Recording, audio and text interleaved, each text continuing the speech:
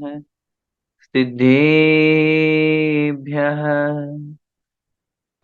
ॐ नमः सिद्धेभ्यः ॐ नमः सिद्धेभ्यः नमो अरिहन्ताणं नमो सिद्धाणं नमो आयर्याणं नमो उवज्जायाणं नमो लोये सव्यसाहूणम्। पंच परमेष्ठी भगवान की जय। द्वादशांग जिनवाणी माता की जय। चारित्र चक्रवर्ती 108 शांति सागर जी महामुनिराज की जय।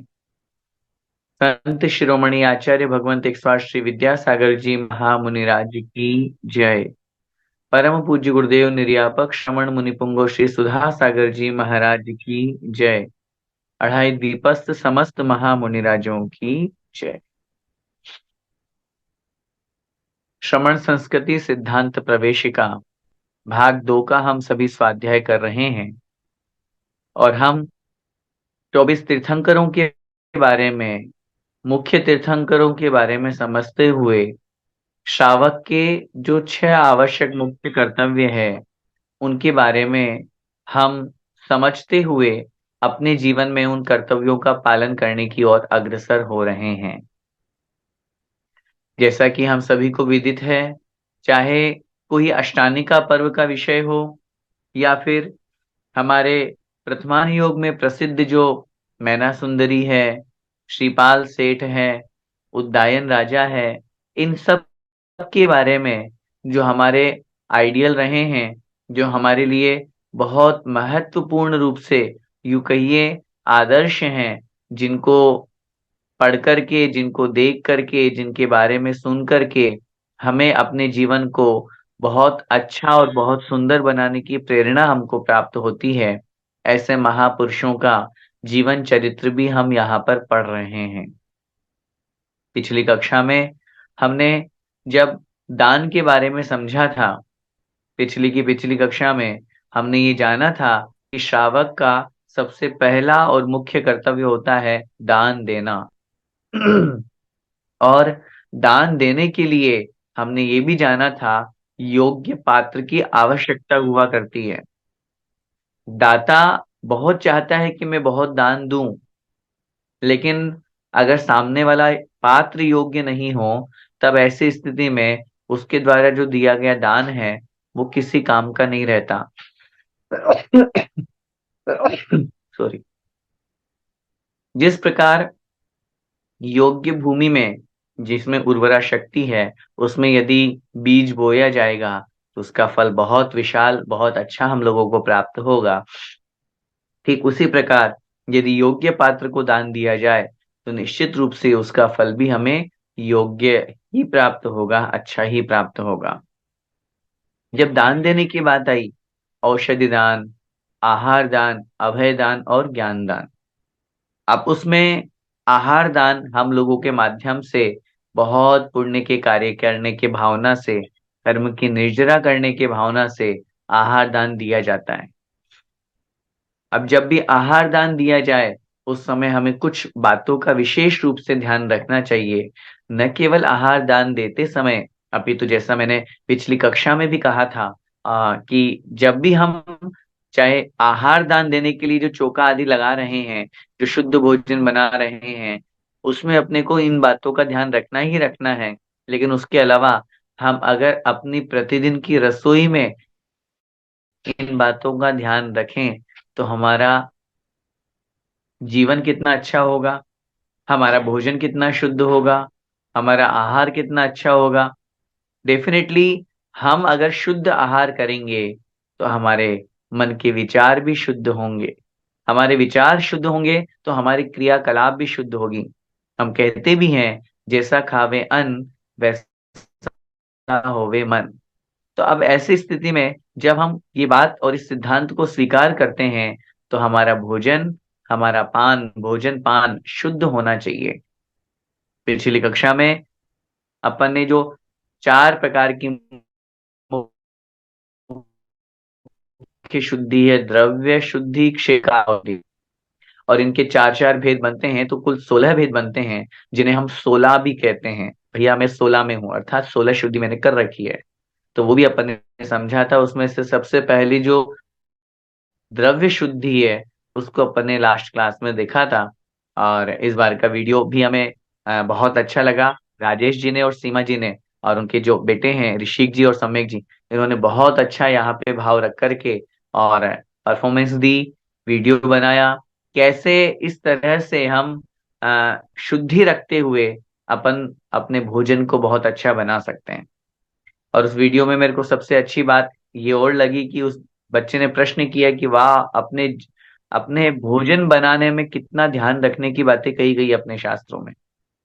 तो मैं तो हमेशा कहता ही हूँ, अपने शास्त्रों में ये नहीं है कि सिर्फ आप लोगों को कोई विद्वान बनाना है, पंडित बनाना है या कोई घर छुड़वाना है, यही बातें लिखी है, नहीं। मैं आपसे पूछना चाहता हूँ, अभी अपन इतने टाइम से क्लास पढ़ रहे हैं, यहाँ पर अभी तक तो अपना ऐसा कोई विषय नहीं आया कि आपको कोई कहा जाए कि सब कुछ छोड़ के मुनि बन जाओ या महाव्रतों को धारण कर लो। हम अपने प्रेजेंट लाइफ को कितना अच्छा बना सकते हैं।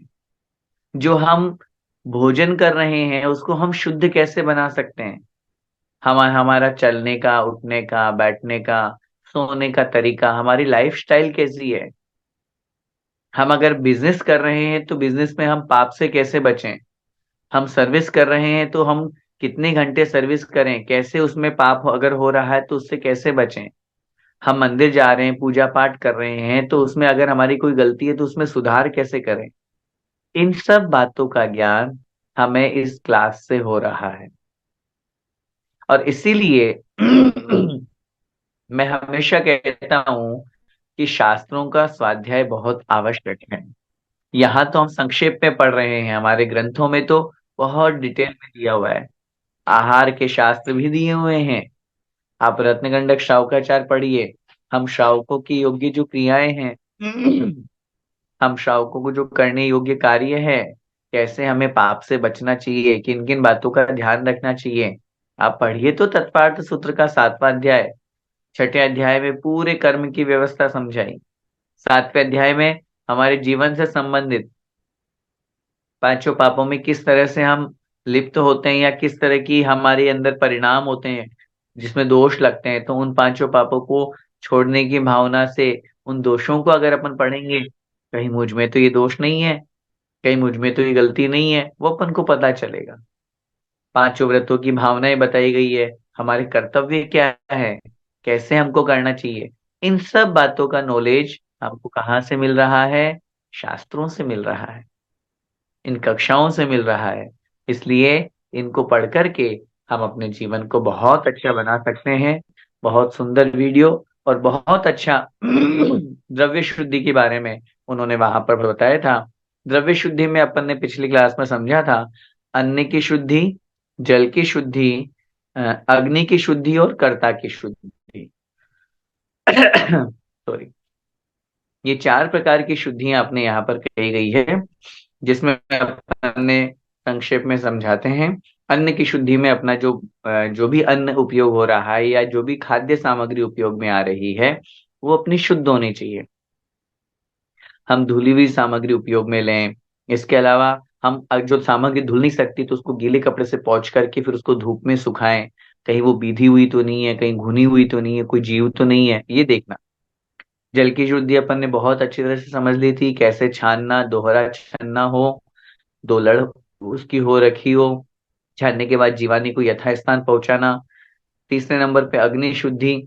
भले ही हम लकड़ी आदि का उपयोग, कोयला आदि का उपयोग नहीं कर रहे हैं ईंधन में, लेकिन हम गैस आदि का भी यूज कर रहे हैं, तो उसमें भी अपन को ध्यान रखना, कहीं कोई छोटे छोटे जीव हों, कीड़े हों, तो उनसे अपन बचें, उनकी रक्षा करें। कर्ता शुद्धि अर्थात भोजन बनाने वाला। कर्ता माने दाता एक तरह से। उसकी पूरी शुद्धि हो, नहाया धोया हुआ हो, परिणाम अच्छे हों। देखिए पहले के समय में, आज मैं आचार्य श्री का प्रवचन सुन रहा था। आचार्य श्री कह रहे थे, पहले के समय में तो जब माताएं भोजन बनाती थी, जब आटा चक्की में वो गेहूं डाल करके आटा बनाते थे, आटा पीसते थे, गेहूं पीसना जिसको कहते हैं, तो वो मंत्र बोलते रहते थे, निरंजनोसी त्वम, शुद्धोसी त्वम, इस तरह से। तो आचार्य जी कह रहे थे, देखो उन्होंने अपने भोजन को मंत्रित कर दिया। भोजन को बनाते समय उन्होंने मंत्र पढ़े, शास्त्र पढ़े, जिनवाणी सुनी, उनको दोहरा रहे हैं वो अंदर ही अंदर। बाहर भी अगर शुद्धि है तो पूरा बोल रहे हैं। या बहुत बार ऐसा भी होता है, अपन बारह भावना है, वैराग्य भावना है, ये मेरी भावना है, इनको भी अगर लगा करके छोड़ दें और उनको सुनते सुनते अगर अपन भोजन बनाएं, तो परिणाम कितने अच्छे होंगे। और परिणाम तो अच्छे होंगे ही, सबसे बड़ी बात, हम वहां पर हमारे परिणामों के निमित्त से भोजन कितना अच्छा बनेगा। मैं अभी तारंगा जी में था, मैंने देखा वहां व्रती लोग रहते हैं और वहां रह करके साधना करते हैं। सुबह 4:30 5 बजे से वहां पे माइक पे ये सब स्तोत्र पाठ आदि, भार भावना आदि, वैराग्य भावना आदि सब चालू कर दिए जाते हैं, ताकि वो सामायिक के पहले अथवा सामायिक के बाद में इन सबको सुन सुन करके अपने दिन का प्रारंभ करें। भोजन आदि बनाने की पूरी शुद्धि वहां पर है। तो जितना हम शुद्ध अपने आप को करेंगे या व्यवस्था को करेंगे, तो हमारे परिणाम भी उतने ही शुद्ध होंगे। परिणामों पे बहुत बड़ा इफेक्ट पड़ता है हमारे भोजन का।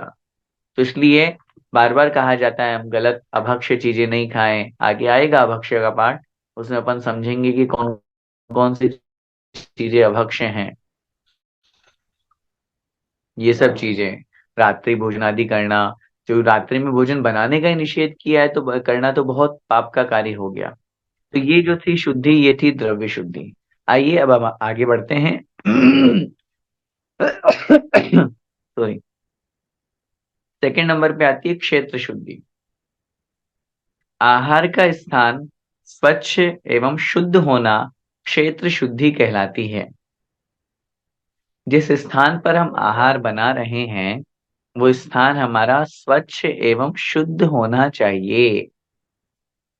क्योंकि अगर वो स्थान अशुद्ध है या गंदा है, मलिन है, धूल मिट्टी आ रही है, खिड़कियां साफ नहीं है, इसके अलावा वहां जाले लटक रहे हैं, या आजकल के टाइम में तो वो चीज नहीं, लेकिन फिर भी बहुत पुराने घरों में देखा जाता है कि टीन शेड लगा हुआ है या छप्पर लगा हुआ है, तो कोई तिनका या कोई भी वस्तु गिर जाती है, या बहुत बार छिपकली आदि उसमें जीव रहते हैं, तो उनके अंडे गिर जाते हैं, छिपकली खुद गिर जाती है।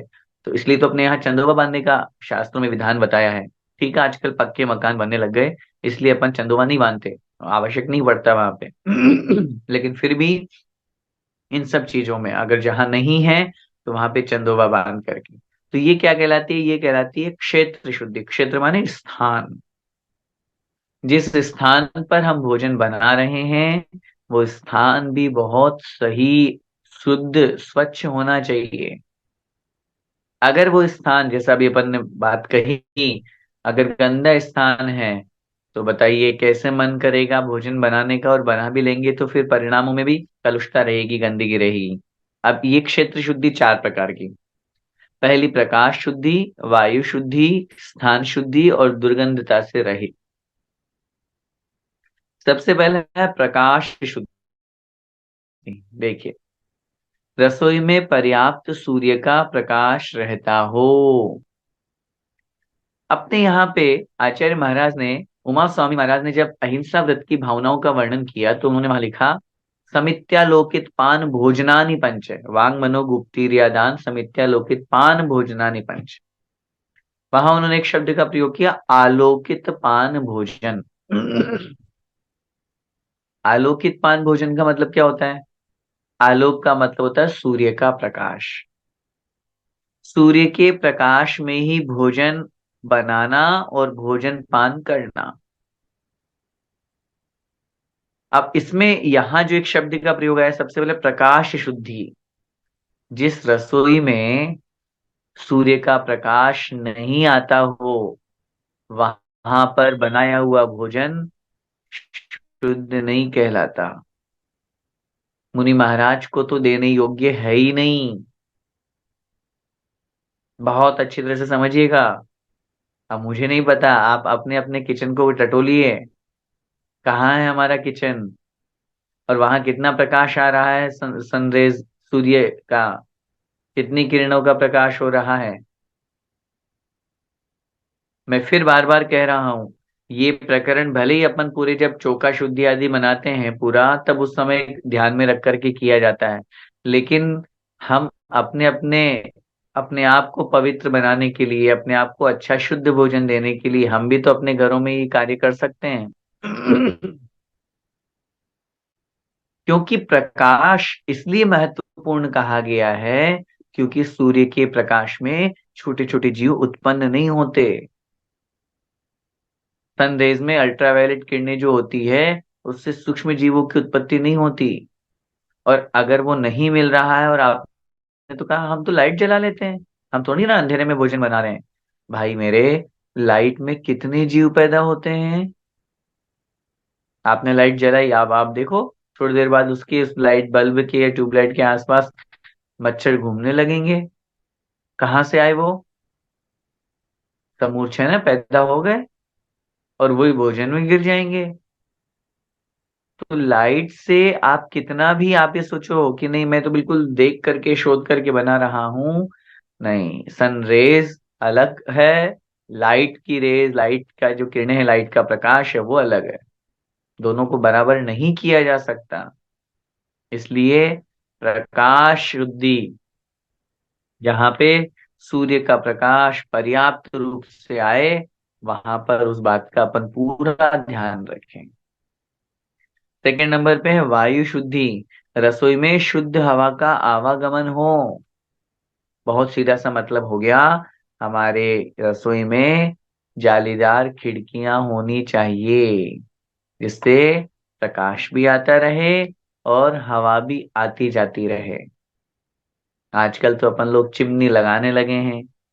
अब उसमें पूरा जो आपका, जो भी आप बघाड़ लगाते हैं या फिर जो भी आप तलते हैं, तो उसके वो पूरा पूरा चला जाता है। पहले के समय में ये सब चीजें कहाँ थी? खिड़कियां होती थी, तो खिड़कियों से वो सब बाहर निकल जाता था, और अच्छी अच्छी हवा, अच्छा जो वायु है वो आती जाती रहती थी। तो शुद्ध हवा का होना, ये सेकंड नंबर की शुद्धि हुई। थर्ड नंबर पे है स्थान शुद्धि। स्थान शुद्धि, आवागमन का सार्वजनिक स्थान ना हो, जाले ना हो, स्वच्छ धुला हुआ होना चाहिए। कच्चे मकानों में चंदोबा होना आवश्यक है। देखिए आगे ना आती है अभी क्षेत्र में। स्थान, आवागमन का सार्वजनिक स्थान,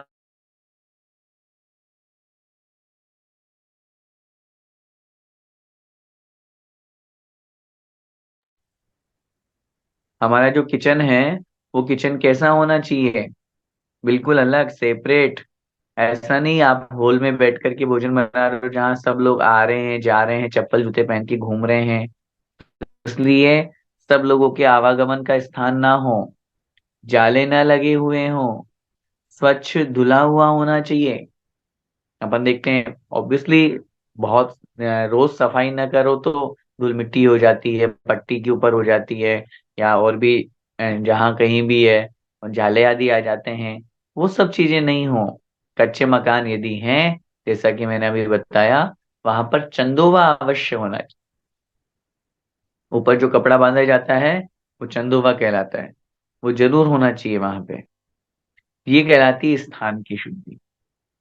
और फोर्थ नंबर पे है दुर्गंधता से रहित होना चाहिए।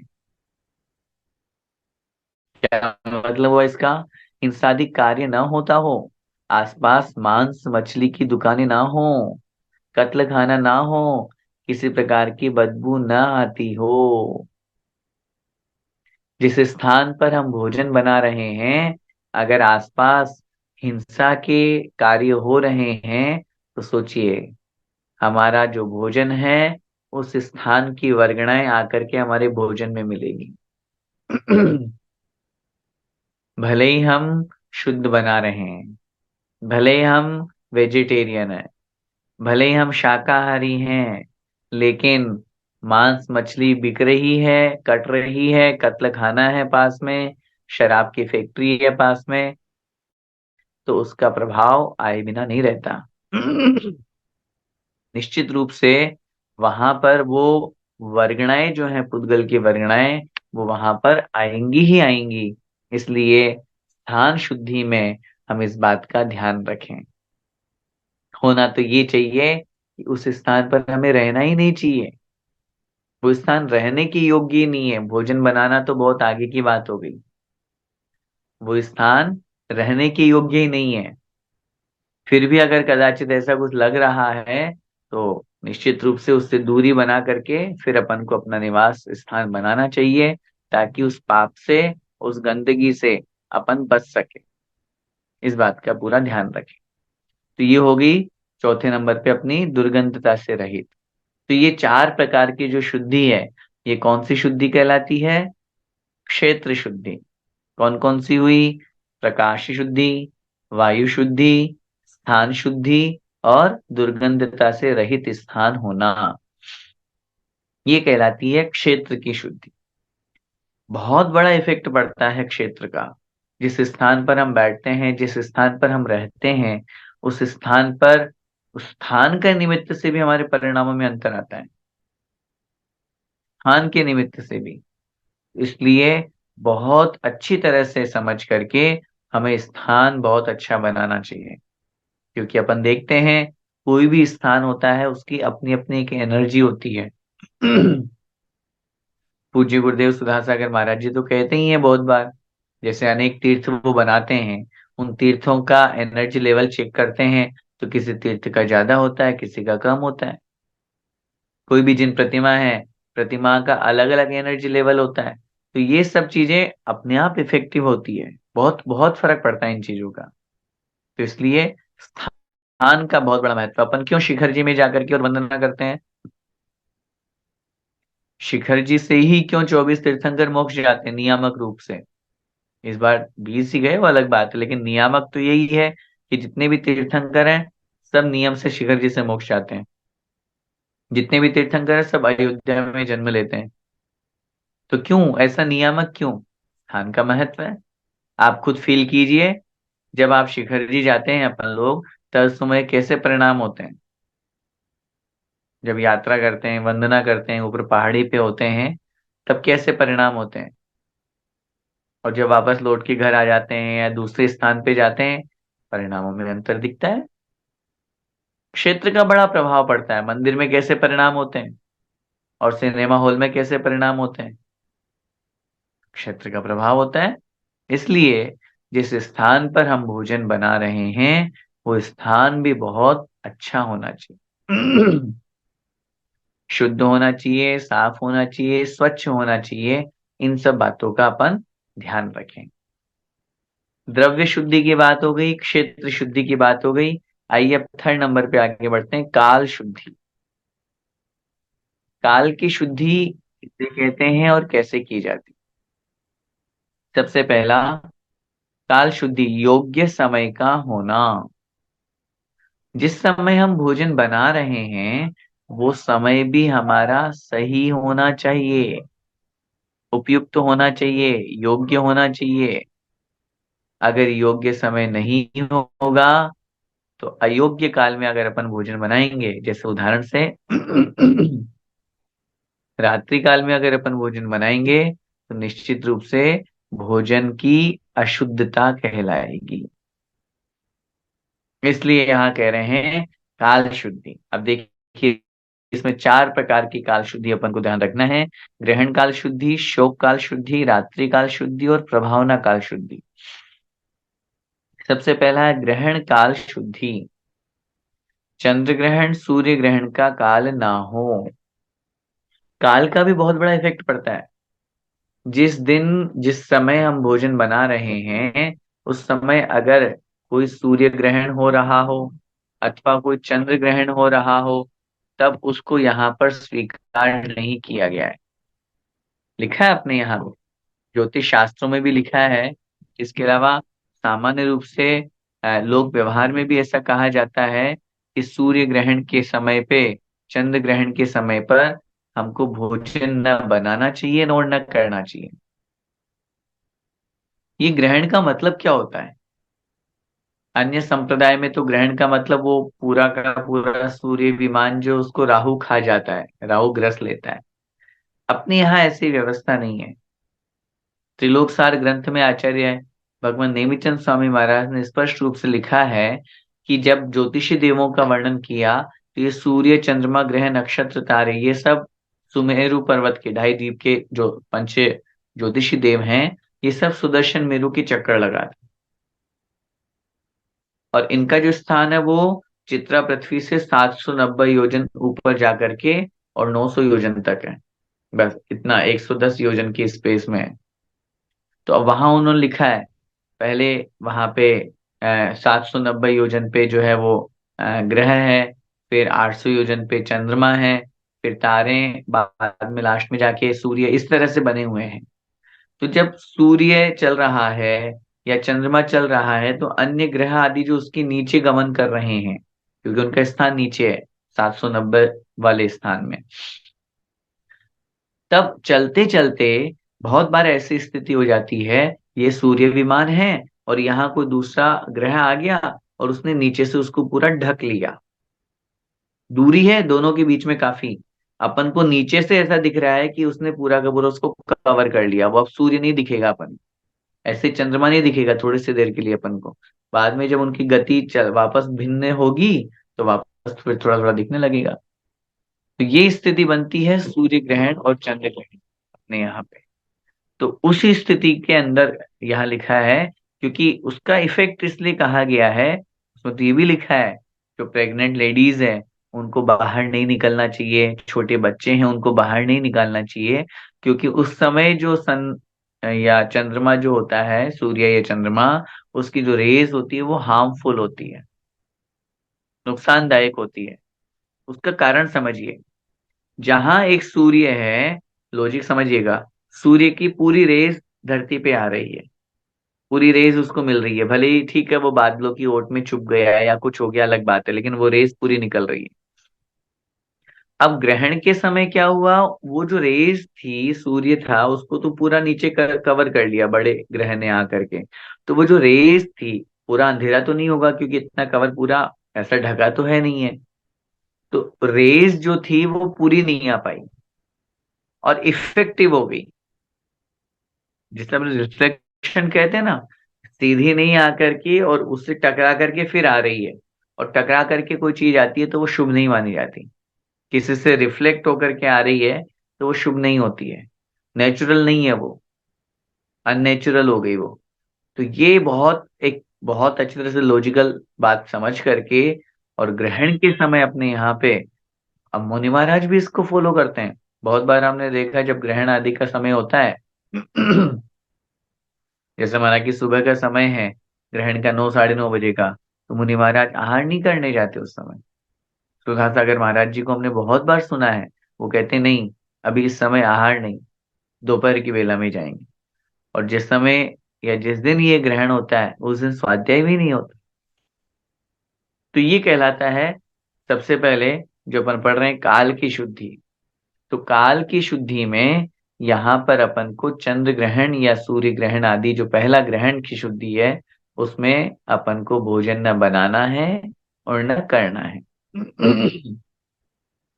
सेकंड नंबर पे है शोक काल शुद्धि। क्या मतलब हुआ? शोक, दुख अथवा मरण का काल ना हो। हाँ, घर में तो शोक हो गया, किसी का मरण हो गया और अपन भोजन बना रहे हैं। अरे अपने यहाँ तो ये भी अपन समझते हैं कि अगर किसी का मरण हो जाता है तो उसके बाद भोजन ही नहीं किया जाता जब तक उसका अंतिम संस्कार नहीं हो जाता। कहीं से कोई आपके पास टेलीफोन आ गया कि फलाने जी चले गए, शोक हो गया, अब भोजन कैसे बनाओगे? मन में विकल्प हो गया।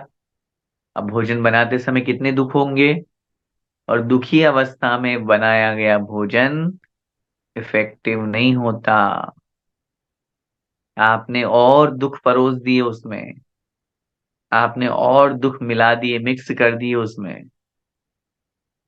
इसलिए बहुत अच्छी तरह से ये बात अपन को समझनी चाहिए कि जब किसी का मरण काल हो, मरण को प्राप्त हो गए हों, अथवा कोई दुखी हो, अब बेचारा वो तो बड़ा परेशान हो रहा है, दुखी है, रो रहा है, चिल्ला रहा है, उसको कहीं जाना है, उसका कुछ लुट गया, उसको वो किसी तरह से कोई नुकसान हो गया। अब ऐसी स्थिति में आपने तो कहा नहीं, तुम्हें करना ही पड़ेगा, तुम्हें करना ही पड़ेगा, करेगा तो सही लेकिन दुखी मन से। ऐसी स्थिति में जो भोजन की शुद्धि है वो नहीं बन पाएगी। इसलिए सेकंड नंबर पे शोक काल शुद्धि को भी अपने को यहाँ पे बहुत ज्यादा ध्यान में रखना है। तीसरे नंबर पे है रात्रि काल शुद्धि। रात्रि काल शुद्धि का मतलब क्या हुआ? रात्रि का समय ना हो। जैसा कि अभी मैंने आपको निवेदन किया ना, अगर रात्रि का समय होगा तो आप खुद सोचिए शुद्धि कैसे बन पाएगी, कैसे बनेगी। लाइट जल रही है, छोटे छोटे कीड़े आ रहे हैं, उनकी हिंसा हो रही है, और अगर वो भोजन में गिर गए तो अपने को तो दिखेंगे भी नहीं। जो भी आप बना रहे हैं, चाहे मिठाई बनाओ, चाहे सब्जी बनाओ, चाहे चपाती बनाओ, चाहे आटा गूंथो, कुछ भी करो, इसलिए रात्रि काल ना हो, ये बहुत बड़ा अपने को। और इसमें एक बात और निवेदन करना चाहूंगा, प्रसंग आया इसलिए, चौका आदि जब अपन लगाते हैं तो बहुत बार बहुत से लोग क्या करते हैं, अंधेरे में ही काम करना शुरू कर देते हैं। विशेष रूप से माताओं बहनों से मेरा निवेदन है, जो लोग चौका आदि में अपना बहुत अच्छा समय शुभोपयोग में व्यतीत करते हैं, लेकिन इस बात का ध्यान रखें, जैसे उदाहरण, सनराइज जो है वो लगभग 7:30 बजे होना है, और वो 6, 6:30 बजे उठ करके ही पानी लाना, चक्की पीसना, ये सारा का सारा व्यवस्था करना, ये सब शुरू कर देते हैं। अब अंधेरा है, अंधेरे में कैसे हो पाएगा? अंधेरे में जीव हिंसा नहीं होगी। लाइट जलाएंगे तो कितने जीव उत्पन्न हो जाएंगे? आश्चर्य करेंगे आप, मुझे नहीं पता कहाँ क्या स्थिति है, लेकिन बहुत से स्थानों पर हमने देखा, वहां पे अंधेरे में भगवान का अभिषेक कर देते हैं। उन्होंने बस परिपाटी की कि हमें तो इतने बजे से इतने बजे तक अभिषेक करना है, यदि अंधेरा हो चाहे उजाला हो। कितना बड़ा पाप लगेगा सोचिए। अंधेरे में पानी भी नहीं लाना, अंधेरे में तो पानी भी नहीं छानना, अंधेरे में तो पानी भी गर्म नहीं करना, भोजन बनाना तो बहुत आगे की बात होगी। लिखा है अपने श्रावकाचार ग्रंथों में। कब से भोजन बनाना, कब से द्रव्य सामग्री की व्यवस्था करना, कब से अभिषेक की व्यवस्था करना? सूर्योदय होने पर। अब फिर भी मैं तो इतना निवेदन करूं, चलो सूर्योदय तो आपको कि बहुत लेट होता है ऐसा वैसा, तो कम से कम उजाला तो हो जाने दीजिए, रात्रि का अंधकार तो निकल जाने दीजिए। इतना तो अपने को करना ही चाहिए। तो इसलिए सबसे महत्वपूर्ण बात, रात्रि काल ना हो, अंधेरा ना हो। और चौथे नंबर पे है प्रभावना काल शुद्धि, अर्थात धर्म प्रभावना, अर्थात उत्सव का काल ना हो। क्या मतलब हुआ? ये क्यों लिखा है यहाँ पे? प्रभावना काल मतलब उत्सव का काल। उत्सव का काल का तात्पर्य है उस समय आपके अंदर हर्षोल्लास रूप परिणाम हो रहे हैं।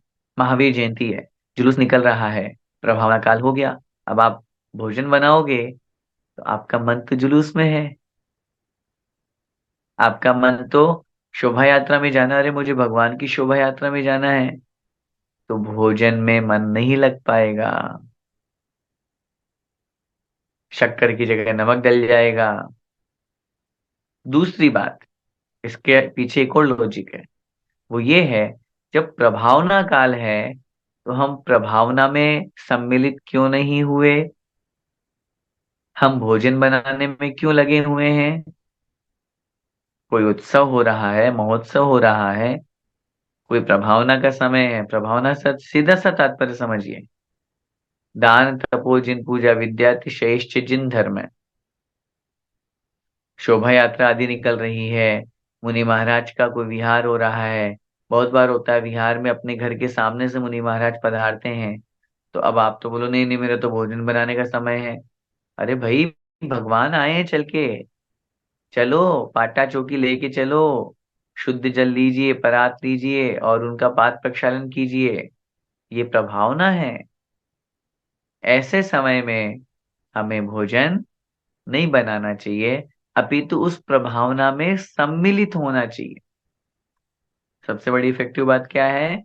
उस प्रभावना में अपन को सम्मिलित होना चाहिए, ताकि हम धर्म भी कर सकें, और जब भोजन आदि बनाए तब अपना पूरा 100% उस भोजन में दे सकें। तो इस तरह से यहाँ पे 4 प्रकार की जो शुद्धि अपन ने पढ़ी, यह है काल शुद्धि। कौन कौन सी हुई? ग्रहण काल शुद्धि, शोक काल शुद्धि, रात्रि काल शुद्धि और प्रभावना काल शुद्धि। तो योग्य द्रव्य, क्षेत्र, काल। 4 नंबर पे आता है भाव शुद्धि। अब भावों में अपने परिणाम कैसे रखना है, भोजन बनाते समय हमारे परिणाम कैसे होने चाहिए, वो यहाँ पे बता रहे हैं।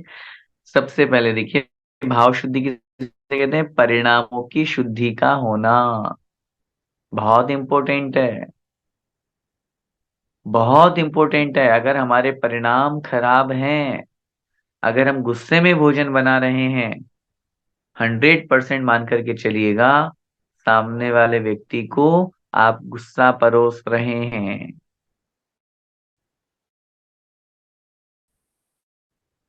और न केवल गुस्सा परोस रहे हैं, बनेगा, क्योंकि उसने जो खाया है वो कहीं ना कहीं उसका मन वैसा बनेगा ही बनेगा। हम जिन परिणामों के साथ में भोजन बनाते हैं, सामने वाला का वैसे परिणाम होने लगते हैं। अमेरिका में एक एक्सपेरिमेंट हुआ। वहां पे एक क्रोधी व्यक्ति, जो बहुत भयंकर क्रोध से बिल्कुल आंखें लाल हो रही थी, ऐसा लग रहा था मैं मर्डर कर दूं किसी का, इतना भयंकर उसको गुस्सा आ रहा था।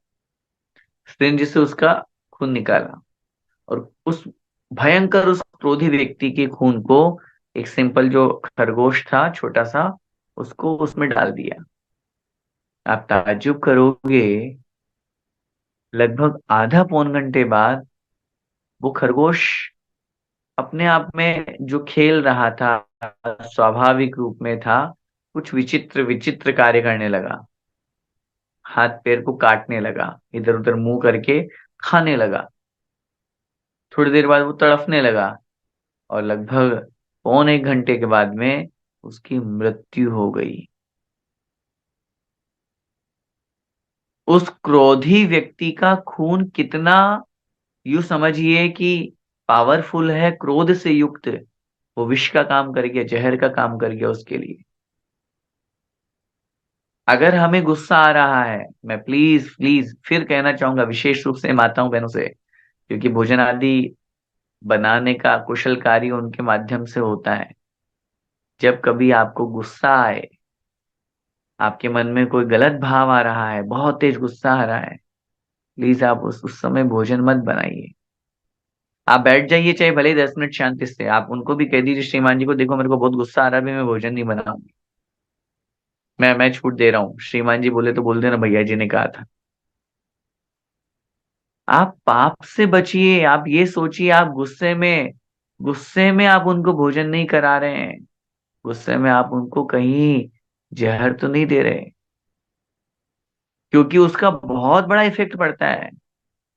आचार्यों ने तो ये भी लिखा है, नीतिकारों ने भी लिखा है, एक माँ को गुस्से में अपने बेटे को दूध भी नहीं पिलाना चाहिए। ऐसा अक्सर देखा जाता है, कितनी बार ऐसा होता है कि बच्चा बहुत तेज रो रहा है, माँ दूसरा काम कर रही है, ऐसा कर रही है, उसको बहुत तेज गुस्सा आता है, हाँ हाँ ले ले, ऐसा करके फिर उसको दूध पिलाते हैं, फीड कराते हैं। इतना कि उसके साथ में आप गुस्सा परोस रहे हैं, गुस्सा पिला रहे हैं। क्रोध, मान, माया, लोभ, चलो अहंकार, मायाचारी, लोभ, ये भी सब कषाय हैं, लेकिन इन सब में क्रोध बहुत ज्यादा हमारे लिए घातक है। तो परिणामों की शुद्धि, क्योंकि परिणाम अगर हमारे अच्छे रहेंगे, तो जितने वात्सल्य से, जितने प्रेम भाव से, जितने अच्छे परिणामों से हम भोजन बनाएंगे, वो हमारे लिए भी और सामने वाले के लिए भी इफेक्टिव होगा। देखिए, अब भाव शुद्धि में चार प्रकार की: वात्सल्य भाव, करुणा भाव, विनय भाव और दान भाव। इन चारों भावों को रख करके और भाव शुद्धि बनाई गई है। सबसे पहला है वात्सल्य भाव। पात्र और धर्म के प्रति वात्सल्य होना। आप जिनको भोजन करा रहे हैं, उनके प्रति आपके परिणाम कैसे हैं? अरे, कहाँ आ गए जबरदस्ती, मेरा तो कोई मन ही नहीं था, अब क्या करूं, उन्होंने कह दिया इसलिए करना पड़ रहा है। अगर ये भाव रख करके और भोजन कराएंगे, तो सोचिए, आप जब भोजन करा ही रहे हैं तो अच्छे परिणामों से कराइए ना। ऐसे परिणाम रख करके यदि भोजन कराएंगे तो कोई मतलब नहीं निकलेगा। चौका लगा रहे हैं, आजकल देखते हैं बहुत से स्थानों पर लोग, श्रावक परेशान हो, अरे क्या करें, अब उन्होंने कह दिया इसलिए चौका लगा रहे हैं। अरे, कैसे बात कर रहे हो भाई? सौभाग्य अहोभाग्य मानना चाहिए कि हमारे दरवाजे, हमारे चौके में, हमारे कमरे में मुनि महाराज पधारे हैं, नवदा भक्ति पूर्वक उनको आहार हम दे रहे हैं। ये सौभाग्य मान करके चलिए। इसलिए सबसे पहला जो भाव यहाँ पर भाव शुद्धि में रखा है, वात्सल्य भाव। उनके प्रति प्रेम का भाव, उनके प्रति बहुत सम्मान का भाव। ऐसा नहीं कि द्वेष का भाव हम रखें, अरे क्या करें। बहुत बार ऐसे भी साधर्मी बंधु हमारे मध्य में आते हैं, साधर्मी जो किसी की डाइट अच्छी होती है, अच्छा ज्यादा भोजन करते हैं, और आप अंदर ही अंदर खींच रहे हो, अरे कहाँ से आ गई, मुझे 2 बार आटा लगाना पड़ा, मुझे ये करना पड़ा। ये तो बड़े नाटक करते हैं, बहुत नखरे करते हैं, मैंने तो इतना सारा किराया, फिर भी मौन भी है, ऊ करके ये गुस्सा कर रहे हैं, वो मंगा रहे हैं, वो मंगा रहे हैं। कुछ भी हो जाए, कितना भी वो सामने वाला गुस्सा करे, लेकिन उसके बावजूद भी हमारे अंदर वात्सल्य भाव, गुणी जनों को देख हृदय में मेरे प्रेम उमड़ आवे, बने जहां तक उनकी सेवा करके यह मन सुख पावे। मेरी भावना है ये, मेरी हम सब की भावना। हर दिन पढ़नी चाहिए मेरी भावना, और हर दिन एक एक लाइन के ऊपर गौर कीजिए। कितनी अच्छी लाइंस लिखी है भगवान, गुणी जनों को, बड़े लोगों को देख करके मेरे अंदर प्रेम भाव होना चाहिए, ईर्ष्या भाव नहीं, प्रेम भाव। और जितना बन सकता हो, जितनी हमारी शक्ति हो, और हमें उनकी सेवा करनी चाहिए। तो सबसे पहला नंबर हो गया भाव शुद्धि में वात्सल्य भाव। सेकंड नंबर पे है करुणा भाव, अर्थात सब जीवों एवं पात्रों के ऊपर दया का भाव होना। सत्वेषु मैत्रीम, अर्थात जितने भी जीव हैं उन सब के प्रति प्रेम का भाव, दया का भाव, करुणा का भाव। पात्रों के ऊपर दया से यहाँ तात्पर्य, पात्र तो पात्र हैं, उनके ऊपर दया वाला भाव वहां इस रूप में लेना है। ऐसा नहीं, अरे अरे महाराज, कल उपवास था, बेचारे भूखे होंगे इसलिए मैंने चौका लगा दी। है, मुनि के लिए ऐसे भाव नहीं करना कभी। पात्र हैं वो, तो पात्रों के ऊपर कभी दया नहीं की जाती। जैसे आप गरीब के ऊपर दया करते हो, और एक कैसा दीनहीन गरीब है, फटेहाल है, कपड़े भी नहीं है, चलो कुछ दे देते हैं, तो ऐसा सोच करके क्या मुनि महाराज को हार देते हो? नहीं। तो पात्र के ऊपर दया नहीं करना, लेकिन पात्र के प्रति दया भाव होना। पात्र के प्रति दया भाव का मतलब, अगर कोई मुनि महाराज रोगी है, कोई बीमार है, उनको औषधि की आवश्यकता है, मन में करुणा भाव। कितना, देखो महाराज तपस्या कर रहे हैं, दया आना चाहिए।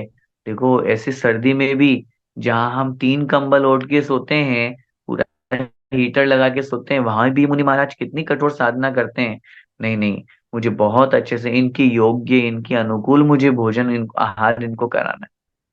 वो रोग के प्रति या ऐसा औषधि आदि देते समय इस तरह का भाव हो, पात्र की अपेक्षा से।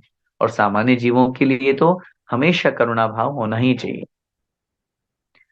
तीसरे नंबर पे है विनय भाव, अर्थात पात्र के प्रति विनय के भावों का होना, विनय पूर्वक बिल्कुल सम्मान के साथ में आप किसी को भी अपने घर बुलाएं तो सम्मान के साथ, ऐसा नहीं आ गए बैठ गए बात ही नहीं कर रहे, उनकी कोई विनय, उनका यथा योग्य सत्कार।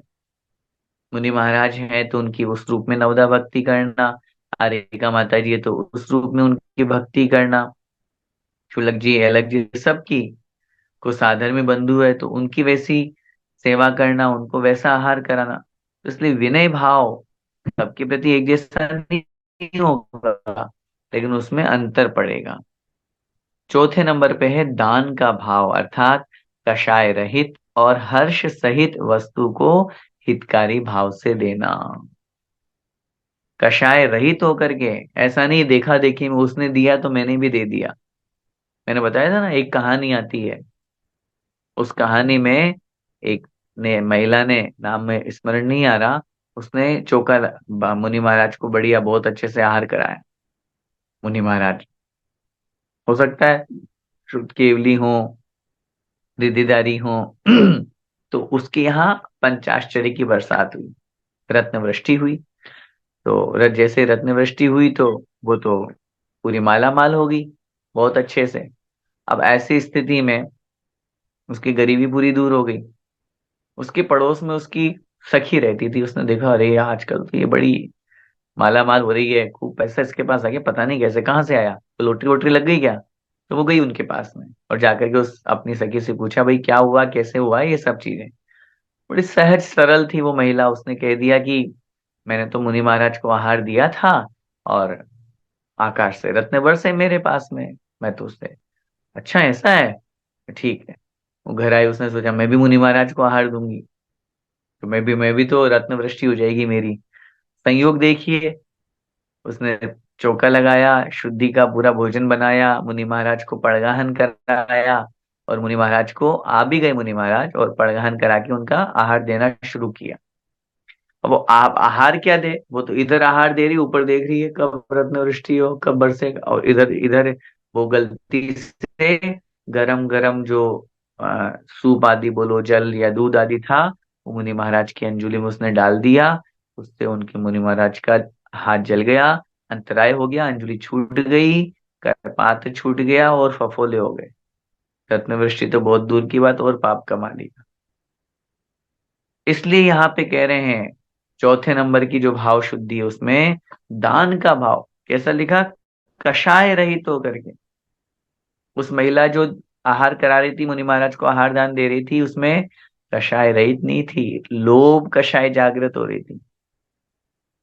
ऐसे मैंने कहा ना, क्रोध भी नहीं आना चाहिए देते समय बनाते समय।